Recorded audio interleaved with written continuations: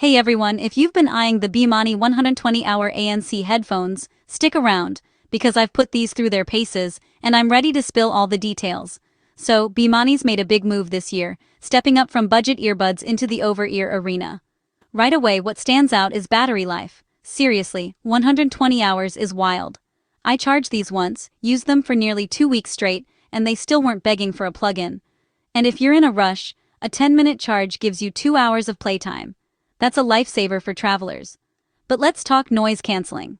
Bmani's 4-layer hybrid ANC claims to block 95% of outside noise, and while I didn't measure decibels, it absolutely tames airplane engines and office chatter.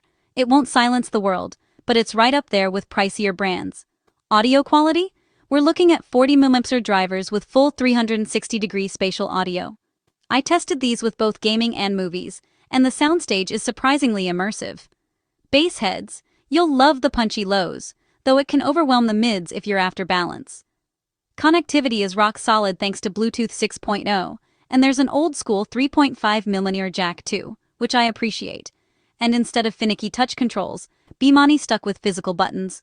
No more skipping songs by accident when you adjust your headphones. Comfort matters, and the velvety lightweight build honestly delivers. I wore these all day and kind of forgot they were even on. Plus, the digital battery display is super practical.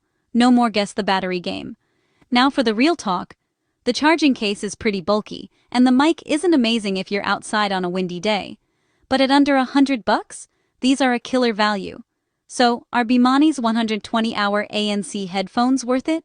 For battery junkies and budget-conscious tech fans, absolutely. Drop your questions below. I'm always here to help.